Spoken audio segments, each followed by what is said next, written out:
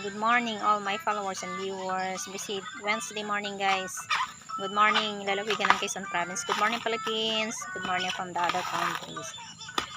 Isa sa pinakukunan ng source of income sa lalawigan ng Quezon Province ay ang harvesting for today guys. Ano nakikita nyo sa likod ko? Mayroon ding bunga siya.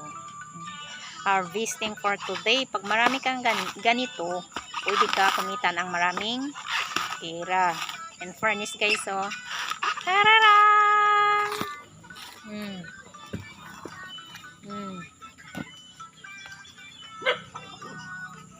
Marami yan guys.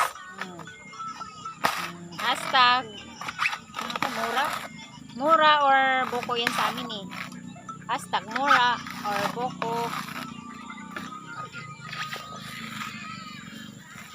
Mura or boko.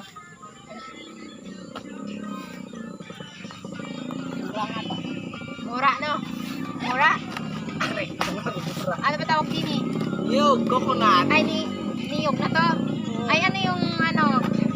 Magulang na pala to siya guys. Magulang na. Panggata na pala to. Ano na to siya guys?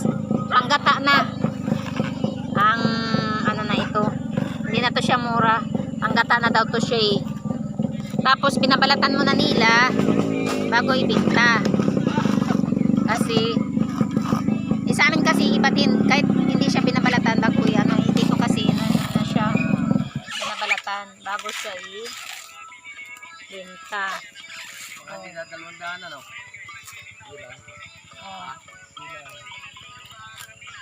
Pag marami kang niyugan, jackpot ka.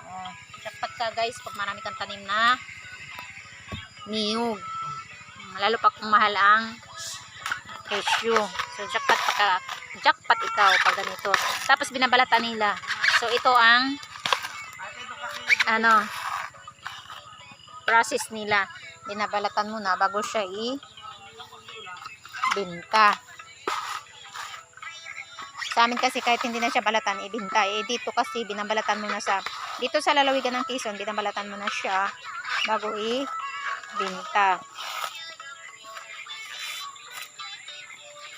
So ito na yung finished product niya, finished product or output niya, oh. May balat na siya.